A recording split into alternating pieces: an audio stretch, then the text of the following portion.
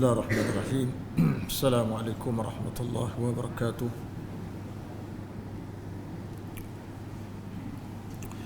الحمد لله رب العالمين، والصلاة والسلام على رسوله الأمين وعلى آله وأصحابه أجمعين. سبحانك لا علم لنا إلا ما علمتنا إنك أنت العليم الحكيم.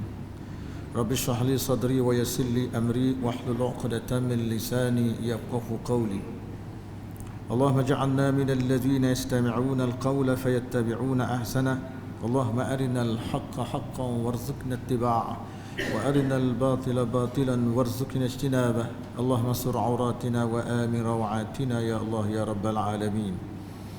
إن أريد إلا الإصلاح ما استطعت وما توفيقي إلا بالله، عليه توكلت وإليه أنيب، ولا حول ولا قوة إلا بالله العلي العظيم. Yang dihormati Tuan Imam, Tuan Bilal, pengurusi dan juga ahli-ahli jawatan kuasa masjid, para ulama, para ustaz, muslim muslimat yang dirahmati Allah sekalian. Alhamdulillah pada malam ini kita dapat bersua dalam kuliah maghrib. Saya diminta menggantikan kuliah. Sebenarnya ganti kuliah subuh. Kuliah subuh 2 minggu lepas yang tidak sempat saya hadir kerana ada mesyuarat fatwa, diminta ganti pula pada malam ini. Dan bagaimana biasa dalam kuliah subuh tu saya menyentuh tentang fiqh adab al-Islam ataupun fiqh berkaitan dengan adab-adab di dalam Islam. Jadi pada malam ini saya sambung kembalilah tentang adab-adab dalam Islam. Sebab adab ini tuan-tuan satu perkara yang sangat penting dalam kehidupan kita. 2 kali pertemuan sebelum ini telah saya jelaskan tentang kepentingan adab ini. Termasuk di antaranya adab dengan Allah, adab dengan Rasulullah sallallahu alaihi wasallam, adab dengan orang ramai dan adab dengan diri sendiri. Daripada 4 adab ini banyak lagi pecahan-pecahan adab yang lain yang insya-Allah akan kita kita akan kupas selepas ini dalam kuliah subuh seterusnya dia. Sebagaimana yang terakhir telah saya sebut, adab dengan Allah, adab pertama yang perlu kita tahu ialah adab dengan Allah Azza wa Jalla. Adab dengan Allah ini adalah tonggak segala perkara dan perkara yang paling penting sekali yang diketengahkan oleh seseorang dalam hidupnya kepada Allah Subhanahu wa taala. Cuma dalam memahami adab ini, Al-Imam Ibn Al-Qayyim dia tidak membataskan adab itu pada benda-benda yang digalakkan kita melakukan atau benda-benda yang hanya bersifat sunat. Biasa dalam masyarakat Melayu kita, kalau disebut sebagai adab, maka sering terlintas dalam kepala kita yang dikatakan adab itu adalah benda-benda yang bersifat sunat, benda-benda yang kita kata bersifat dengan akhlak dan sebagainya. Tetapi tidak begitulah. Al-Imam Ibn Qayyim, bagaimana saya sebutkan dulu dalam kuliah subuh, menyatakan adab dengan Allah, al-adabu ma'allah thalathatu anwa'in. Ahaduha siyanatu mu'amalatihi an yashubaha binaqisah. Al-thani siyanatu qalbihi an yaltafita ila ghairih. Al-thalith siyanatu iradatihi an tata'allaqa bima yamkutuka alaih. Imam Ibn Qayyim menyebut adab dengan Allah Ta'ala itu ada 3 jenis. Pertama sekali menjaga interaksi dengan Allah Subhanahu wa taala agar tidak dicemari oleh perkara-perkara yang boleh mencacatkan. Yang kedua, menjaga hati agar tidak berpaling kepada selain daripada Allah Subhanahu wa taala, atau dengan lain perkataan, hati kita tertumpu kepada Allah Taala pada setiap ibadat atau amalan yang kita buat. Dan yang ketiga, menjaga kehendak atau keinginan kita daripada terlibat dengan perkara-perkara yang dimurkai oleh Allah Ta'ala. Jadi adab dengan Allah Ta'ala, dengan lain perkataan tersebut oleh Ibn Qayyim di sini tuan-tuan, ada 3. Pertama, apa-apa saja amalan atau muamalat yang kita lakukan, jangan kita cemarkan amalan atau amalan itu dengan perkara yang boleh mencacatkannya. Misal kata kalau kita buat ibadah itu kita niatkan kerana makhluk dan bukan kerana Allah, seperti mana dilakukan oleh orang-orang munafik pada zaman Nabi SAW di kota Madinah, di mana mereka menunaikan salat, tetapi salat yang mereka tunaikan itu bukan kerana Allah, tetapi sekadar hendak menunjukkan bahawa mereka juga orang yang beriman. Jadi interaksi dengan Allah Ta'ala seperti itu tidak ada nilai. Interaksi dengan Allah Ta'ala seperti itu tidak ada nilai, kerana ibadat yang dibuat itu tidak ada keikhlasan dan tidak ada kesungguhan. Yang kedua, menjaga hati supaya tidak berpaling selain daripada Allah. Artinya hati kita dalam melakukan satu perkara itu adalah semata-mata kerana Allah, bukan kerana makhluk. Artinya dengan lain perkataan, mengikhlaskan hati dalam melakukan apa saja amalan, sama ada ukhrawi maupun duniawi, semata-mata kerana Allah. Kita tolong orang pun kerana Allah, tolong masa banjir pun kerana Allah, berkhidmat pada masyarakat pun kerana Allah. Itu fokus hati ni. Yang ketiga, menjaga keinginan kita. Sebab keinginan kita ni tuan-tuan berbagai-bagai. Orang kampung cara keinginan dia, orang kaya cara keinginan dia, peniaga cara keinginan dia, sampai keinginan kita tu mengalahkan tuntutan agama.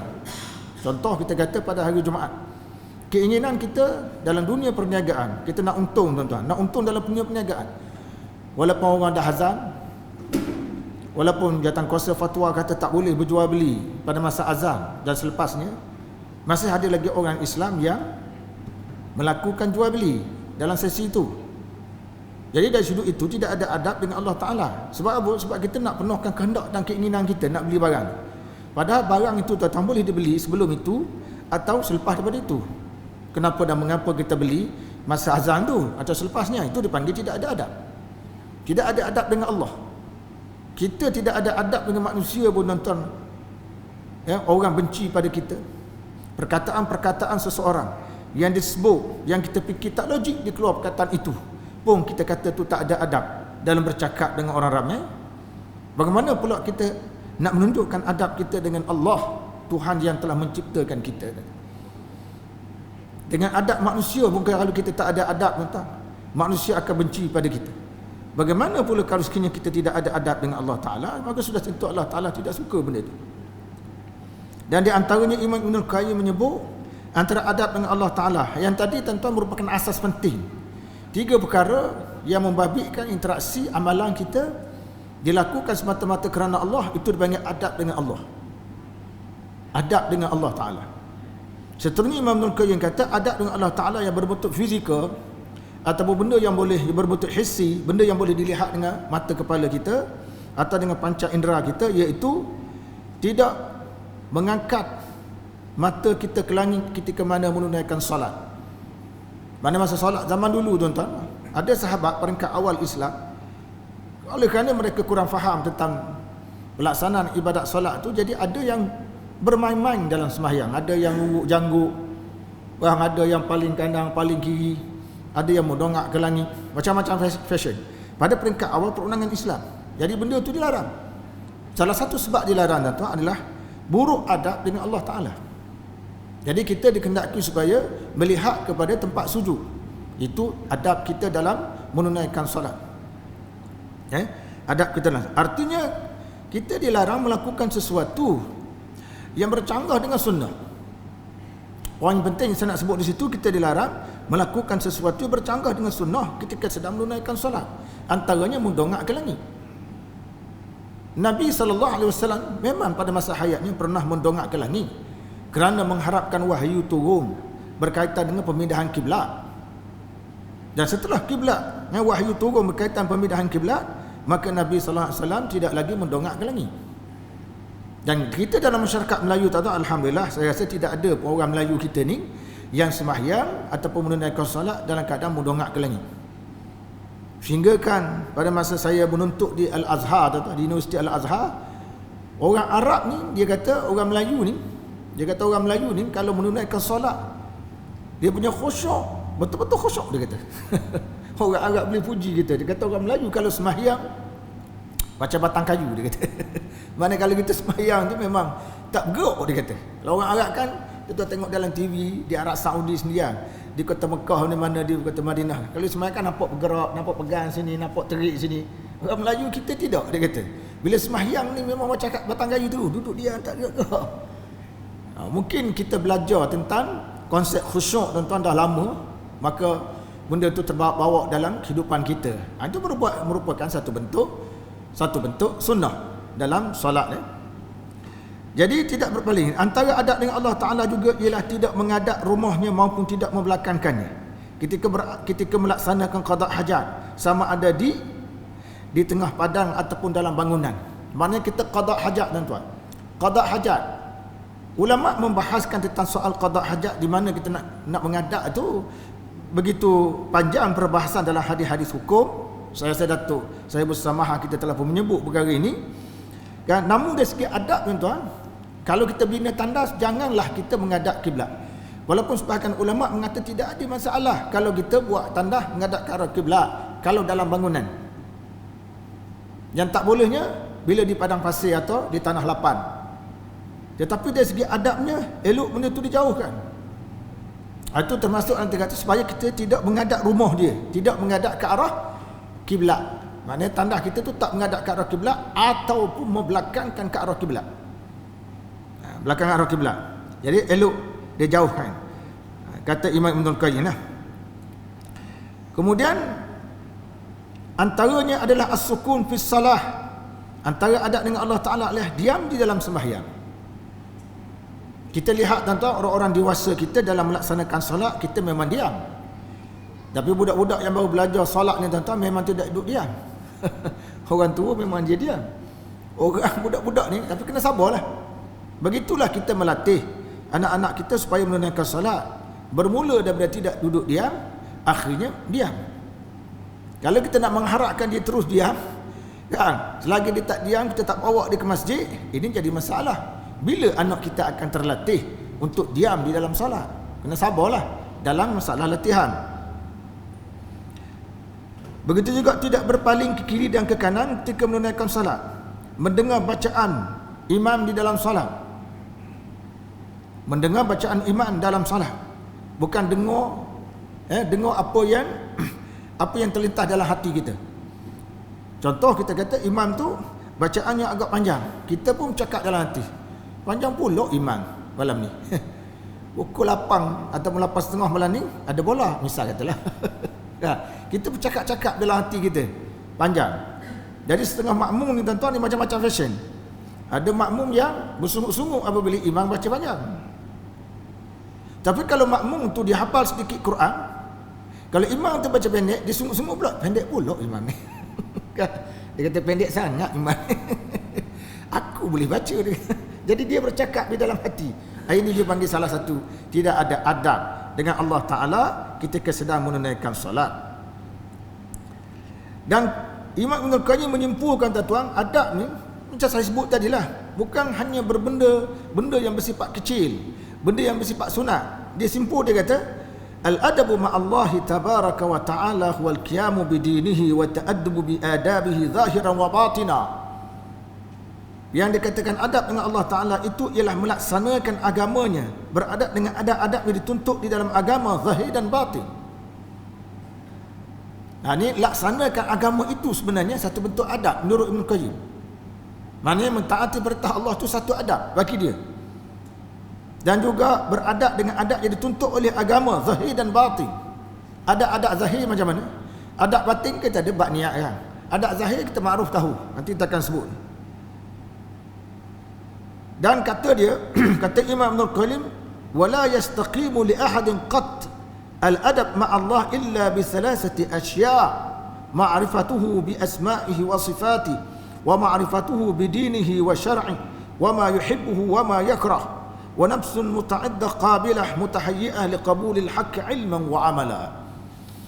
Apa makna tuan-tuan? Maknanya dia kata seseorang itu tidak mungkin dapat menunjukkan adab yang baik dengan Allah Subhanahu wa taala kecuali setelah dia mengetahui tiga perkara. Tiga perkara. Bila kita tahu tiga perkara ini, barulah kita dapat beradab dengan baik dengan Allah Subhanahu wa taala. Pertama apa tak? Iaitu mengetahui nama-nama dan sifat-sifat Allah. Ketahui tentang nama dan sifat Allah itu sangat penting. Sebab kalau kita tak kenal Allah Taala tuan-tuan, maka kita tidak hormat. Bila kita tidak hormat, kita tidak bersedia untuk melaksanakan perintahnya. Ya, tuan-tuan tengok, kita ada majlis Datuk Mufti, dia mengajar kan. Tuan-tuan kenal ataupun tidak? Kenal. Bila dia kenal, kita datang, dia datang daripada jauh, kita dah hormat sebab kita kenal. Dia mengajar, kita hadir. Dia sarang itu dan ini, kita ikut. Pasal apa? Sebab kita kenal. Kalau tuan-tuan tak kenal, macam biasa, saya dipahamkan tuan-tuan, Sultan Brunei. Sultan Brunei ni dia selalu saja dia menjelajah, dia tengok rakyat dia menyambung sebagai rakyat biasa. Ada orang cerita Sultan ni dia bila dia pergi ke pasar tu, dia tak ada pengiring, dia pergi jalan gitu je. Jadi kadang-kadang ada orang-orang yang lalu lalang tu menempuh bau dia, terkena bau ni. Bau tuanku, terkena bau dia. Tapi dia tak apa-apa. Dan orang tu pula tak tahu bahawa itu adalah tuanku. Sebab tu saya kata tuan, kalau kita tak kenal, maka kita tidak cinta. Orang Melayu kata tak kenal tak cinta. Sebab itu perlu kenal Allah. Bila perlu kenal Allah tuan-tuan, perlu belajar ilmu tauhid untuk membolehkan kita kenal. Bila kita kenal, baru kita rasa hebatnya Allah Ta'ala dalam hidup kita. Kalau kita tak kenal tuan-tuan, kita pun rasa cincai-cincai. Dan apabila kita tunaikan solat, lepas sembahyang kita rasa tak ada apa-apa pun. Sebab kita tak kenal Tuhan yang berhak kita sembah. Tapi tuan-tuan, kalau kita dalam masyarakat Melayu kita ada raja, kita ada sultan. Kalau mereka datang pada hari Jumaat tuan-tuan, kalau mereka datang pada hari Jumaat, misalnya kata, daripada jauh lagi, kita bukan sambut dia, kita hantar, kita kita sertakan sekali pemaidani merah. Orang lain tak boleh pijak pemaidani tu. Rakyat biasa tak boleh pijak. Ya, sebab kita kenal yang datang tu adalah tuanku sultan. Orang biasa tak boleh. Sebab itu adat kita dengan tuanku kan. Saya dengar satu cerita tu berkaitan dengan raja kita lah, tuanku Raja Perlis ni. Dia pernah pergi ke masjid tuan-tuan. Satu ketika dia pergi sembahyang masjid di sebuah masjid di negeri Perlis ni. Dia sembahyang sebuah masjid, dia datang awal lah. Jadi Tok Bila, Tok Imam ada lah, tahu dah dia datang tu. Tahu dah dia datang. Tapi maknanya terlalu teruja. Nak cerita masyarakat Melayu dia, terlalu teruja pasal tuanku datang ni. Jadi dia nak cakap dengan tuanku tak tahu guna bahasa. Nak guna bahasa apa dengan tuanku tu? Sebab kita rakyat biasa kan. Jadi dengan raja-raja ni adalah bahasa kita cakap batik, itu bahasa etika ataupun adab orang Melayu kita dalam bercakap dengan raja-raja kan, dengan anak raja atau raja muda. Jadi bila tuanku datang, tuanku duduk bersah depan. Tuanku biasa duduk bersah depan. Jadi Tok Imam dia jadi panik. Tok Imam jadi panik. Tok Imam kata nak kata apa aku nak cakap dengan tuanku ni. Akhirnya Tok Imam kata apa? Bilakah tuan hamba sampai? Dia kata tuanku, bilakah tuan hamba sampai?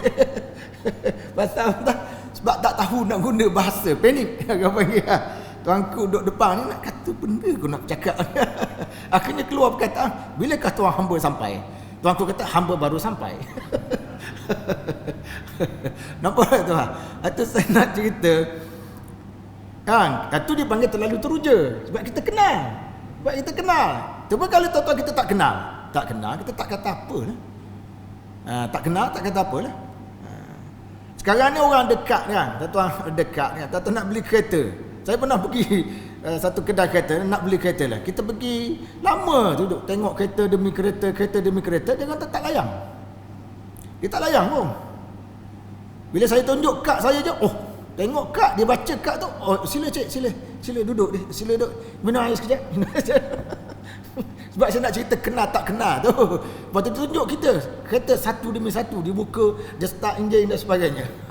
Saya nak ikut konsep kenal. Kalau kenal dengan makhluk begitu kita layan, bagaimana pula kenal dengan Allah? Lagilah layanan kita dengan Allah tu.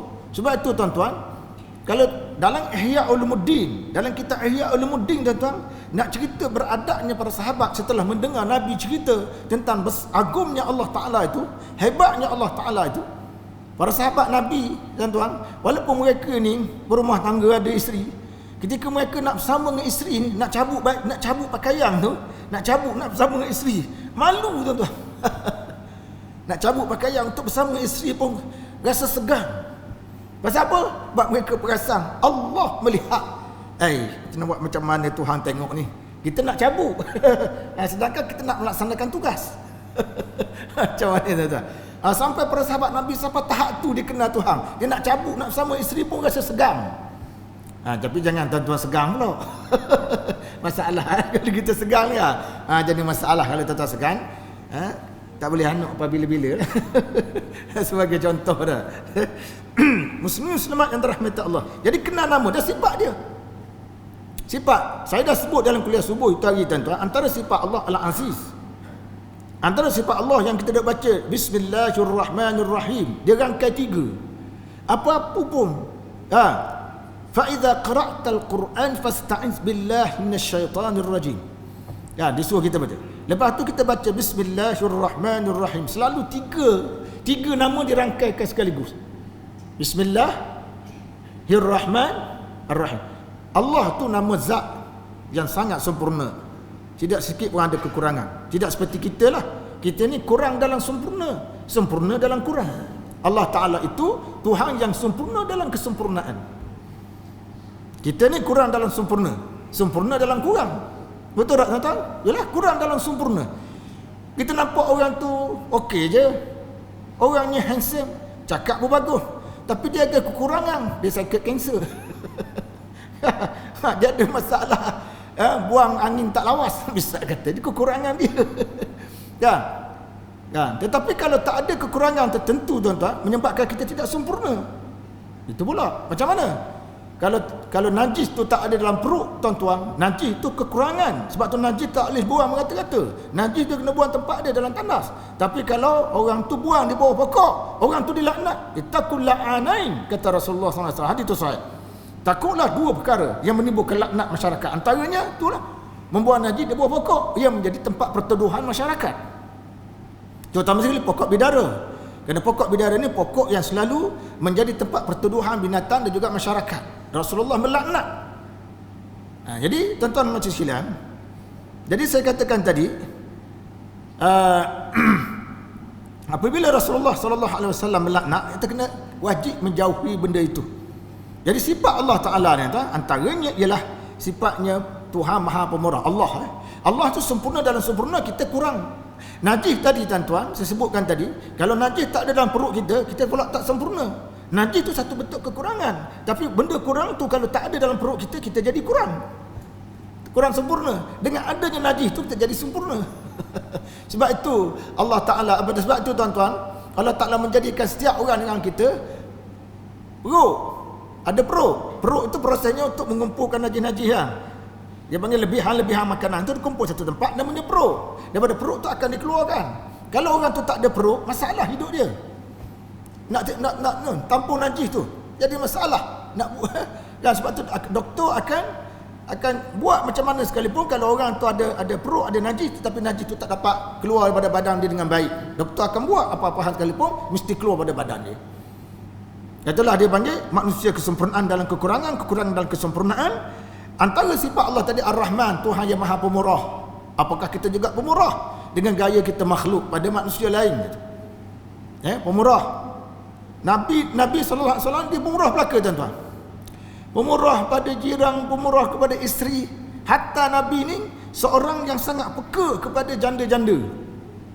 Kerana pada zaman itu ramai janda-janda yang ada kerana suami meninggal dalam berjihad pada jalan Allah Ta'ala. Nabi peka bagi bantuan dan sebagainya. Tapi kita masalah tuan-tuan, kita masalah sikit. Kalau kita cakna sangat pada janda-janda je ni, yang jadi masalah isteri kita lah.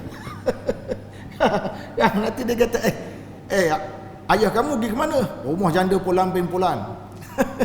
Menghantar bantuan. Mesti dia tanya kan, dia hantar bantuan ke? Dia pergi tackle kawan tu. Tapi Nabi SAW tuan-tuan, janda-janda pun Nabi ambil perhatian untuk beri bantuan. Ada di antaranya Nabi kahwin. Di antaranya. Itu rahman kita dalam konteks makhluk lah. Rahman Allah sempurna.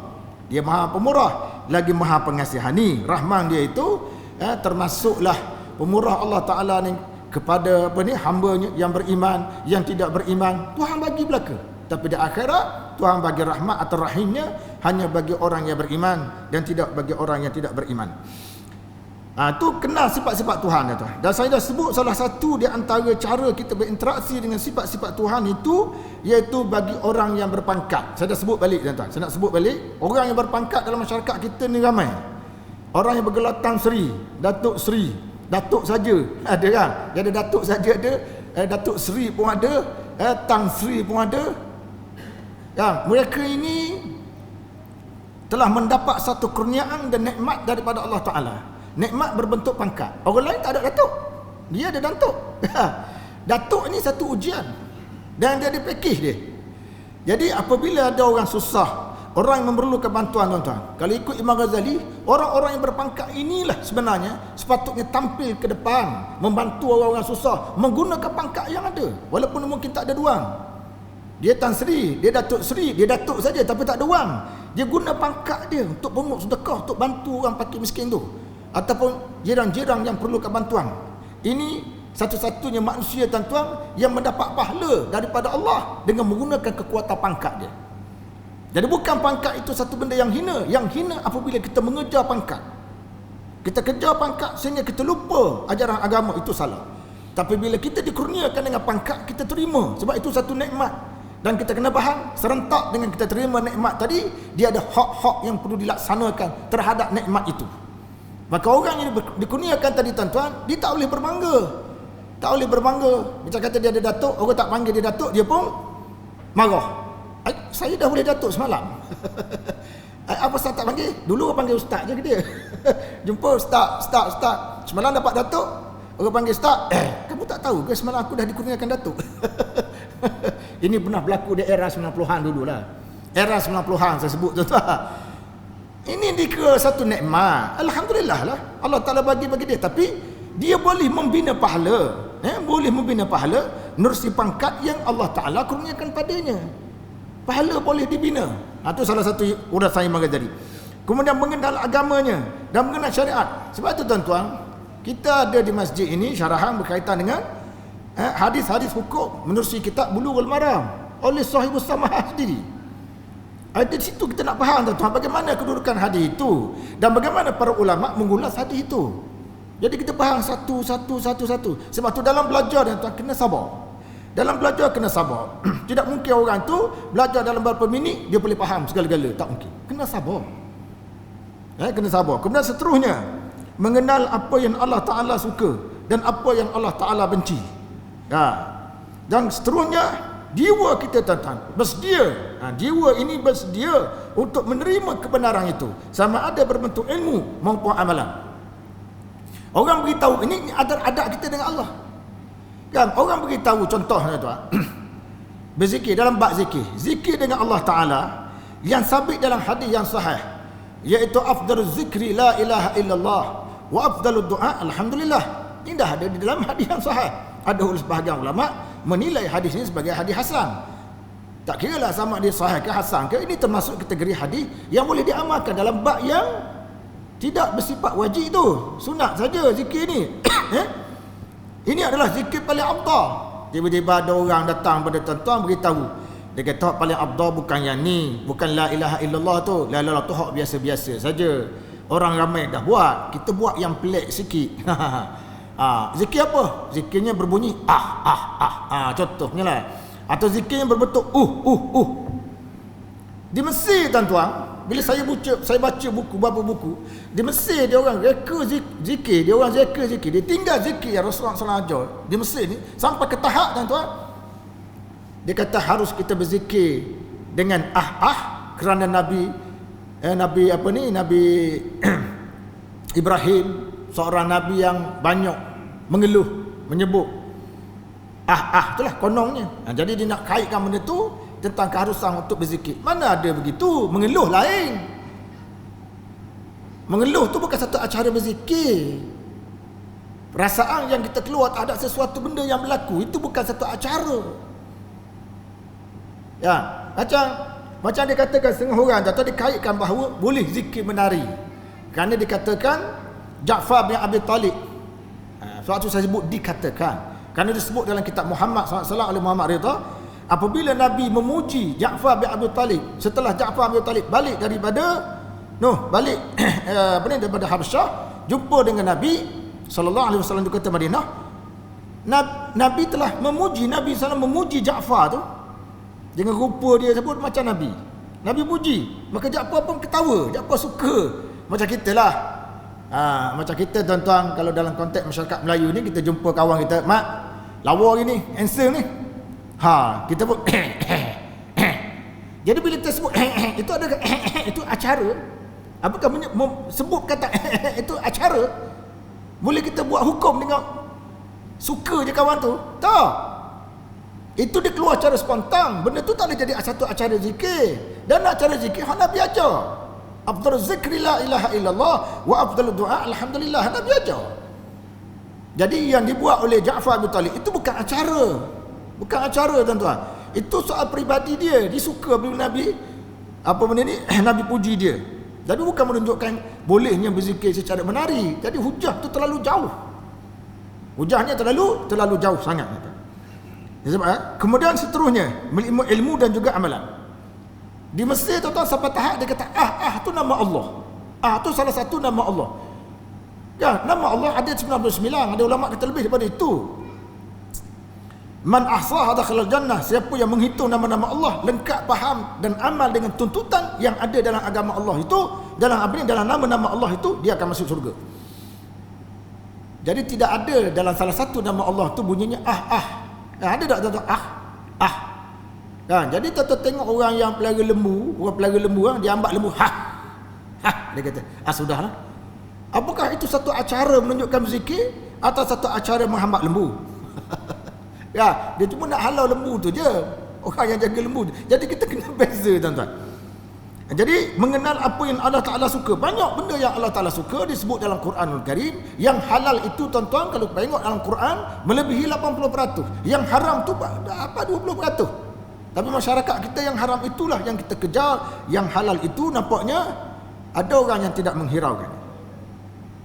Kemudian muslimat yang dirahmati Allah sekalian, itu merupakan sebab tu kata Ibnul Qayyim, "Malladhi yurja fil akhirati min rajulin asa adabahu ma Allah tabaraka wa ta'ala wa hal yurja min musii'il adab ma Allah an yuhsina adabahu ma khalqi."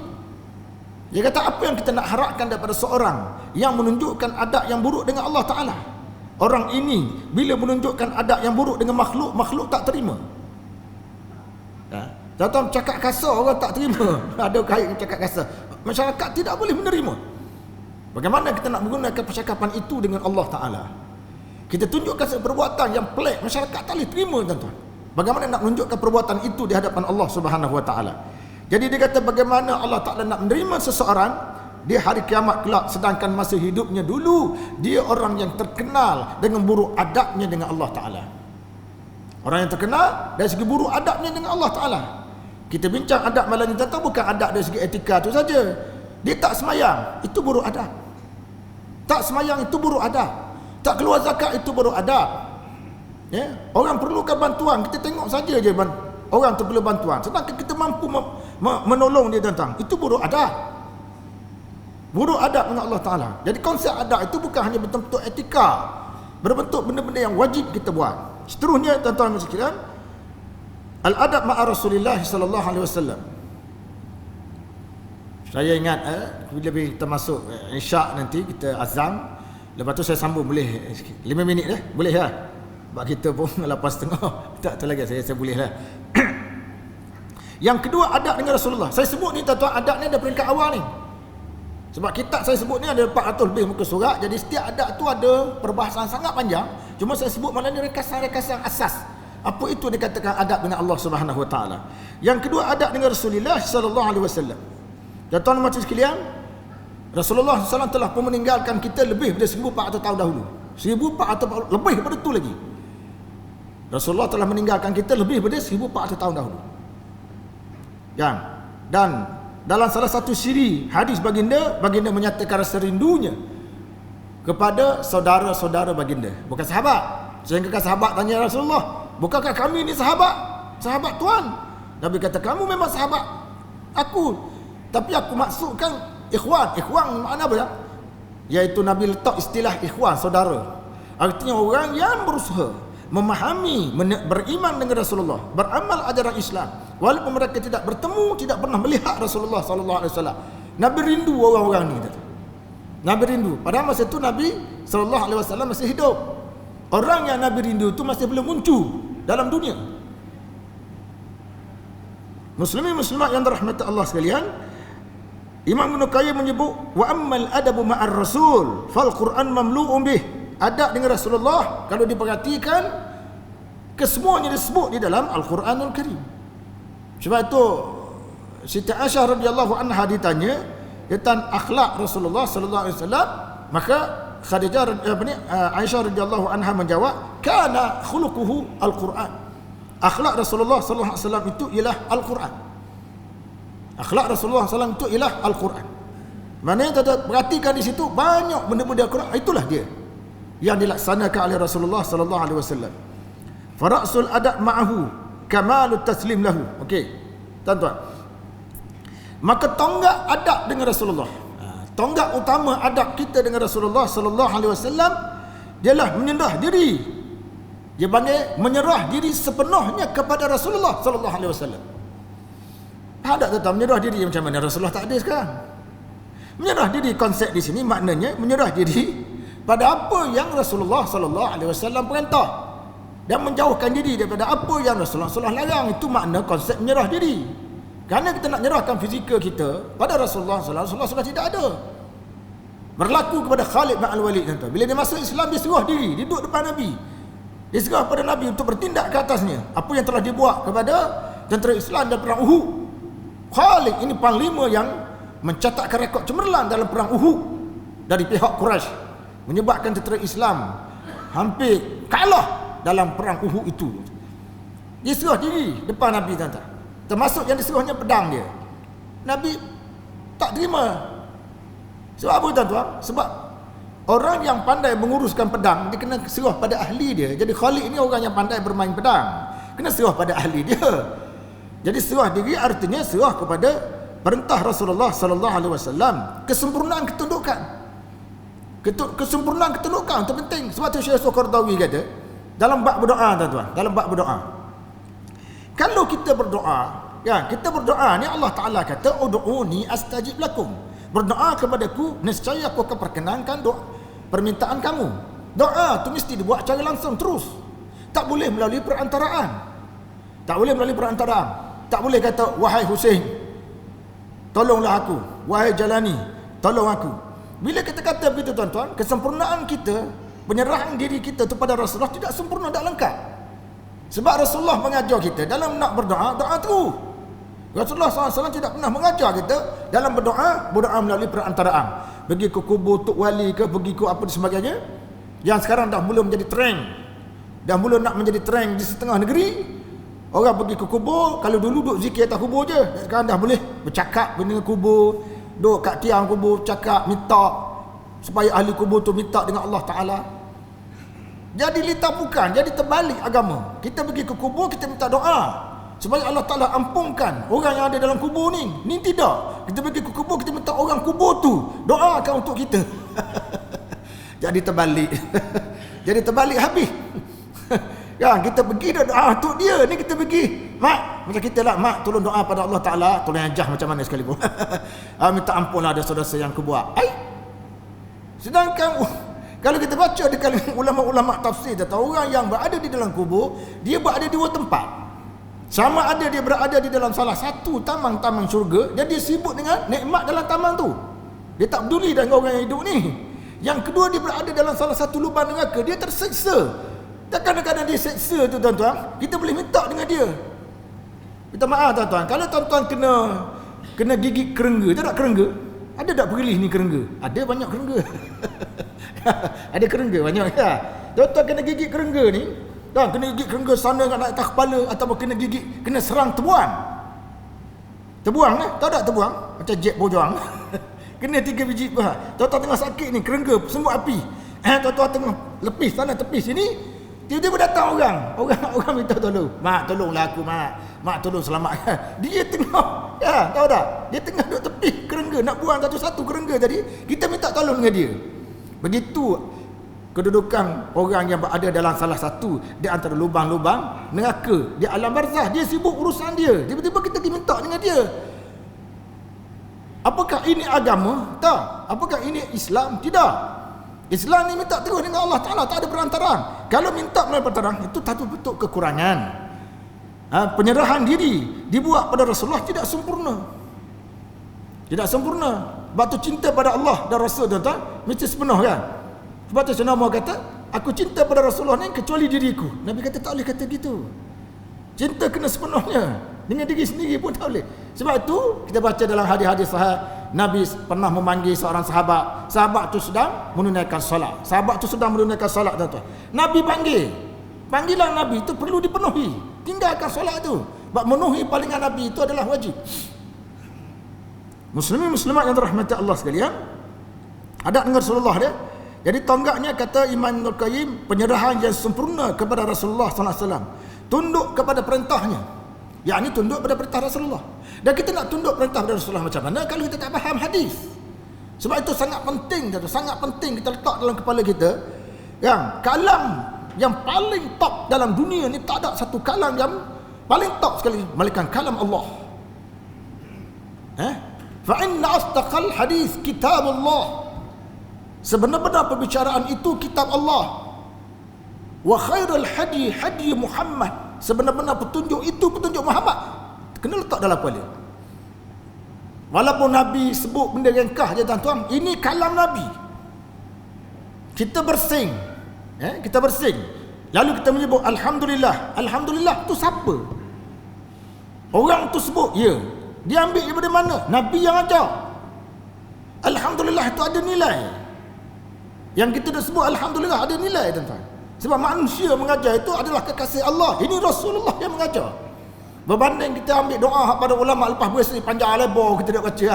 Tak payah baca hak Nabi alhamdulillah. Satu patah perkataan dah selesai dah. Sebab apa? Itu dipanggil ketundukan. Ketundukan pada Nabi. Meskipun kecil apa yang Nabi sebut, maka kita kena kita buat walaupun nilainya berada pada taraf sunat saja. Dan insya-Allah tuan-tuan saya sambung sikit lagi selepas sesi azan ni. Silakan. Alhamdulillah kita sambung sikit lagi sekitar 5 minit itu. Iaitu tadi saya ulang balik tuan-tuan, adab dengan Rasulullah tonggaknya ialah kesempurnaan penyerahan diri kepada Rasulullah sallallahu alaihi wasallam dan ketundukan kepada perintahnya. Kesediaan kita untuk tunduk pada perintah. Maknanya tuan-tuan, kalau kita mengaku dia sebagai Rasulullah sallallahu alaihi wasallam tetapi kita tidak bersedia untuk tunduk, apa makna? Macam kita mengaku tuan-tuan sekarang nak pilihan raya ni kan. Pilihan raya kita nak lantik pemimpin. Bila mana seorang pemimpin itu dilantik jadi ketua negara, kita ada perakuan untuk taat setia pada dia. Kalau kita hanya mengaku untuk taat setia pada dia, tapi perintah dia kita tak ikut, macam mana? Ini urusan dunia, ini urusan negara. Hak dia arah kita tak buat, macam mana? Mana pengakuan semata-mata pengakuan lah. Tetapi Nabi SAW tuan-tuan, dia kata tonggak adab dengan dia adalah tunduk kepada perintahnya. Jadi dia ada perintah Nabi yang berbentuk wajib, ada perintah Nabi yang berbentuk sunat. Sangat banyak lagi tuan-tuan perintah-perintah Nabi SAW yang kita tidak buat. Tiba-tiba perintah yang bukan Nabi, tiba-tiba kita buat. Perintah daripada Tok Syekh ke apa ke, hak tu kita buat. Hak Nabi ajar tidak dibuat. Sangat banyak lagi benda-benda yang Nabi ajar kalau kita kaji dalam hadis-hadis dia yang tidak diketengahkan dalam masyarakat kita. Begitu juga menerima hadis-hadis yang dibawa oleh Rasulullah sallallahu alaihi wasallam, hadis yang disabdakan oleh Nabi. Kita terima tanpa dibantah menggunakan logik akal. Gunakan logik akal kita. Kita nak bantah hadis Nabi sallallahu alaihi wasallam, tak boleh. Saya baca satu buku tuan-tuan, ada cerita pernah seorang pakar perubatan. Seorang pakar perubatan, dia baca hadis tentang Nabi sallallahu alaihi wasallam menyatakan tentang lalat. Lalat ini la waqa'a dzubab fi syarabi ahadikum. Sekiranya seekor lalat itu jatuh dalam minuman salah seorang di antara kamu, kena selam, Nabi kata. Falyalmishu. Selam, Nabi kata. Jadi dia pakar perubatan. Memang pakar kesihatan lah, dia kata. Dia tak boleh terima hadis ni sebab ni ajaran Islam. Dia kata ajaran apa ni? Menyuruh selang lalat ni. Kan? Lalat ni pertama binatang kotor. Dan dah tahulah dia kotor. Kalau dia jatuh, buang je lah. Dia suruh selang tu pasal apa? Dia menilai mengikut kepakaran dia. Sedangkan Nabi tuan-tuan, Nabi terang-terang kata salah satu sayap lalat itu ada penawar, yang salah satu ada penyakit. Nabi suruh ni guna teknik selam. Yang kedua, ada sebagian ulama mengaitkan hadis itu dengan dasar jimat cermat yang diajar oleh Nabi, supaya di saat kita tak ada air itu masih lagi boleh dimakan, boleh diminum dengan cara lalat yang jatuh terselam betul, tapi jangan selang lama. Yang kata tuan selang bergula, lepas tu kacau. Ini mungkin ni dah jadi melampau dah ni. Dia dah melampau-lampau dah. Orang suruh selang sekejap, dia selang 45 minit. Dia juru selang. Ni jadi lain. Lain orang suruh buat, lain dia suruh buat dah. Ada seorang juru, saya pernah cerita tu, ada seorang tokoh ulama hadis daripada Yaman. Daripada Yaman, dia mengajar hadis itulah. Hadis apa ni tentang nyamuk, tentang lalak. Lalak ni dia kata kalau jatuh dalam air selam. Dia mengajar, pelajar dia lah. Lepas dia mengajar tuan-tuan, dia keluar pada universiti. Di sebelah universiti tu ada warung. Ada warung kecil. Dia pun singgah di warung tu, dia pun minum air dengan anak murid dia lah, sambil-sambil dia cakap-cakap. Bila minum air ni tuan-tuan, dia order satu air. Takdir Allah Ta'ala, lalak jatuh dalam air dia. Lalak jatuh dalam air Tok Guru tu. Jadi Tok Guru baru mensyarahkan hadis. Hadis kata kalau lalak jatuh kena selam. Jadi anak murid bila tengok air Tok Guru ni jatuh, anak murid nak tahu apa yang akan berlaku. What happened? Apa yang akan berlaku selepas tu? Bagaimana tindakan yang akan dibuat oleh Tok Guru tu? Kerana dia yang mengajar hadis tu. Anak murid pun duduk tengok. Jadi Tuan Syekh ni bila lalak tu jatuh tu tuan, kedebuk jatuh, dia pun panggil tuan kedai. Dia kata, tuan, mari sini sekejap. Bawakan saya air baru, ambil air ni sana. Dia tak selang. Dia tak selang lalak tu. Dia kata bawa saya air baru bawakan saya air yang baru, air ni tuan ambil. Jadi anak murid dia tanya kenapa Tok Guru tak selang. Dia kata kita pegang kaedah dasar jimat cermat kan. Kalau waktu tak ada air kita pakai, kita selang kita pakai air tu. Waktu kita ada air tak payahlah, kita pakai air lain lah. Kan, kita banyak air, kita boleh guna je. Waktu tak ada air kita boleh guna kaedah tu, kaedah selang. Selamat Tok Guru. Dia jawab gitu. Muslimat yang dirahmati Allah sekalian, jangan guna akal untuk lawang. Jangan guna akal untuk lawan hadis. Sekarang minta maaf tuan-tuan, saya sebut sikit. Ada isu kan, orang kata memang Al-Quran dah sebut istawa ala arsh, Tuhan Ar-Rahman beristiwa atas arsh. Ada orang cuba lawan guna akal. Kalau dia istiwa atas arsh, macam ni dia duduk. Kalau dia duduk, maknanya arah tu nanggung dia. Kalau arah nanggung dia, maka logik akal kata dia tu kecil daripada arah, ke arah tu lebih besar daripada dia. Atau dia tu lebih besar daripada arah lebih kecil daripada dia. Dan makna dia duduk. Bila dia duduk, berlaku persentuhan. Apa pasal kita fikir ayat-ayat Allah Ta'ala menggunakan logik akal kita? Laisa kamitslihi syai'. Allah Ta'ala tu tak serupa segala sesuatu. Pasal apa kita nak kaitkan sifat Allah tu? Kita nak fikir mengikut logik sifat makhluk. Ya, Allah Ta'ala berkata-kata tu. Ada setengah orang dia, sebab sebahagian salah kata Allah Ta'ala berkata-kata dengan huruf. Ada huruf, ada suara. Cakap tu je ulama salah kata. Bagaimana laisa kamitslihi syai'? Mari setengah orang kata tak boleh kata-kata, berhuruf tak boleh kata. Sebab apa? Bersuara tak boleh kata. Bila berhuruf ni maknanya bersuara, ada lidah. Bila ada lidah, ada rahang. Dan ada percakapan, ada pertemuan udara dalam mulut ni. Proses dia mengeluarkan huruf. Apa pasal kita fikir soal ketuhanan dalam kepala kita? Ya, ini soal ketuhanan. Pasal apa nak fikir ketuhanan macam kita fikir tentang makhluk? Tak boleh fikir dari sudut logik makhluk itu. Sebab itulah banyak timbul ajaran-ajaran yang agak menyeleweng daripada Islam. Kerana kita cuba memahami Islam itu tuan, menggunakan logik akal semata-mata. Ada benda yang boleh dipikir dengan akal. Kita cari hikmah di sebaliknya, boleh. Ada benda itu. Tetapi kalau keterlaluan sangat, tak boleh tuan-tuan. Ada setengah kitab sufi saya baca, dia pergi ke Mekah. Ada seorang tak syekh pergi ke Mekah tuan-tuan, sampai di Masjidil Haram tu dia tak masuk. Dia tak masuk dalam Masjidil Haram tu. Dia duduk luar. Orang tanya tak syekh, pasal apa tak masuk? Menunggu izin daripada Allah Ta'ala. Kalau Allah Ta'ala tak izin, aku tak masuk. Oh, sudahlah. Terlalu beradab pula. Dia duduk luar, duduk. Anak murid tanya, apa pasal tak syekh tak masuk? Tidak ada keizinan. Bila Allah Ta'ala izin, baru aku masuk. Sudahlah macam tu. Kalau tuan-tuan pergi ke Mekah, rombongan umrah kita lah, duduk tepi-tepi tu, ya, jadi polis Saudi tanya, apa pasal tak masuk? Belum dapat izin. Siapa izin? Daripada Allah Ta'ala. Jeng gitu.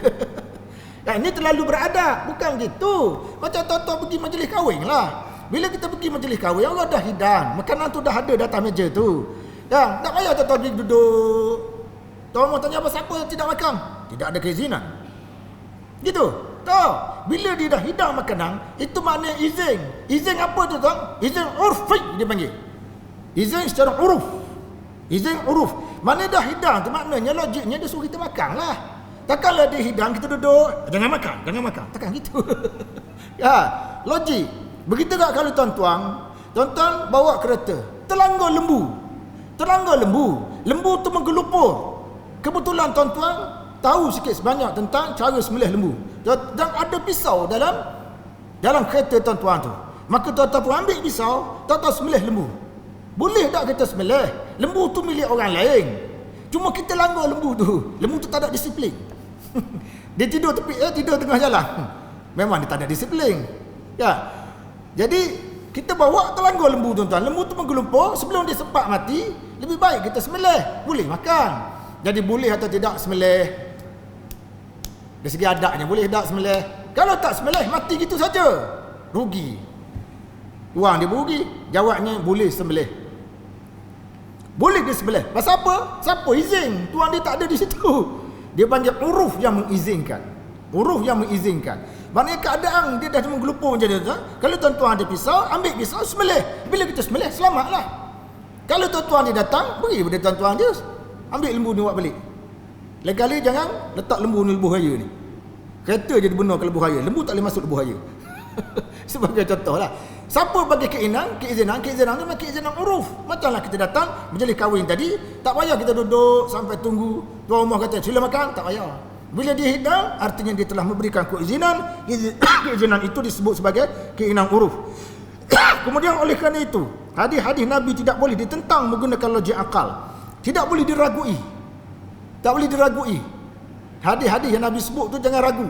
Kalau hadis dhaif tak apalah tuan-tuan. Hadis yang tidak sahih dan sebagainya, hak tu menasabahlah. Hadis tentang Nur Muhammad, hadis ini merupakan hadis la aslalahu, hadis yang tidak ada asas sama sekali. Memang bercanggah dengan logik, hadis yang sangat kuat dipegang oleh masyarakat Syiah dia. Ataupun mendahulukan pendapat orang-orang tertentu, syekh-syekh tertentu mengatasi apa yang diutarakan oleh Nabi sallallahu alaihi wasallam. Dan akhir sekali tuan-tuan saya sebut, fa yuwahhiduhu bitahkim wat taslim wal inqiya wal iz'an kama wahhadallahu bil ibadati wal khudu' wal dhull wal inabati wat tawakkul. Artinya tuan-tuan, antara adab kita dengan Nabi ialah perlu mentauhidkan Nabi. Faham tak? Kita ada dua istilah tauhid, mari kita belajar. Satu dengan mentauhidkan Allah. Yang kedua mentauhidkan Nabi. Apa makna mentauhidkan Allah? Apa makna mentauhidkan Nabi? Baik. Mentauhidkan Nabi bitahkim, iaitu dengan cara akur tunduk pada hukum hakam yang dibawa oleh Nabi, menyerah diri kepada Nabi, taat kepada Nabi, patuh kepada Nabi. Itu maknanya mentauhidkan Nabi. Bukan mentauhidkan Nabi maknanya semua Nabi, tak ada. Tauhid dalam bentuk mengikut hukum hakam dia, taat dan patuh. Itu makna tauhid. Dalam konteks itulah, sebagaimana kita mentauhidkan Allah. Tuan-tuan tahu tak, kita mentauhidkan Allah. Kita belajar ilmu tauhid. Orang tanya, awak mentauhidkan Allah ke tak? Ya. Macam mana soalnya? Macam mana kita mentauhidkan Allah? Itu isu. Kalau sekadar sebut mentauhidkan Allah, semua orang boleh sebut mentauhidkan Allah. Isunya bagaimana kita mentauhidkan Allah. Itu isunya. Maka mentauhidkan Allah ialah dengan cara buat ibadah. Kan? Kalau orang tu tak sembahyang tuan-tuan, boleh tak dia kata dia ni ahli tauhid dalam arti kata sebenar? Tak boleh, dalam arti kata sebenar tu tak boleh. Orang keluar bolehlah kata begitu. Tidak mungkin seorang pelajar yang mendaftar di sekolah rendah tuan-tuan, lepas dia daftar sebagai murid di sekolah rendah tu, dia tak nak pakai uniform. Uniform sekolah tak nak pakai. Dia tak nak masuk kelas cikgu. Tapi di luar kalau dia tanya, awak ni mana? Saya murid darjah 1, sekolah sekian. Tapi dia tidak pernah hadir. Memang dia daftar, tapi dia tidak pernah hadir, uniform pun tak pakai. Apakah layak kita kata murid itu murid sekolah berkenaan? Ini isunya tuan-tuan. Jadi Imam Ibn Qayyim kata, mentauhidkan Allah dengan cara beribadah, tunduk, merendahkan diri, bertawakal, berdoa, bernazar hanya pada Allah. Ini dipanggil konsep mentauhidkan Allah Ta'ala. Jadi kalau benda tu tidak berlaku tuan-tuan, macam mana kita nak kata itu termasuk arti kata mentauhidkan Allah Ta'ala? Jadi sekadar itulah 5 minit saya masukkan tadi. Alhamdulillah, berkaitan dengan adab kita dengan Rasulullah sallallahu alaihi wasallam, sedikit kupasan secara ringkasnya, dan insya-Allah di sana nanti akan ada kupasan lebih terperinci apa itu yang dikatakan sebagai tiap satu tu. Adab dengan Allah, adab dengan Rasulullah sallallahu alaihi wasallam, adab kita dengan orang ramai, dan juga adab kita dengan diri sendiri. Wallahu alam. Aqulu qawli hadza wa astaghfirullahal azim li wa lakum.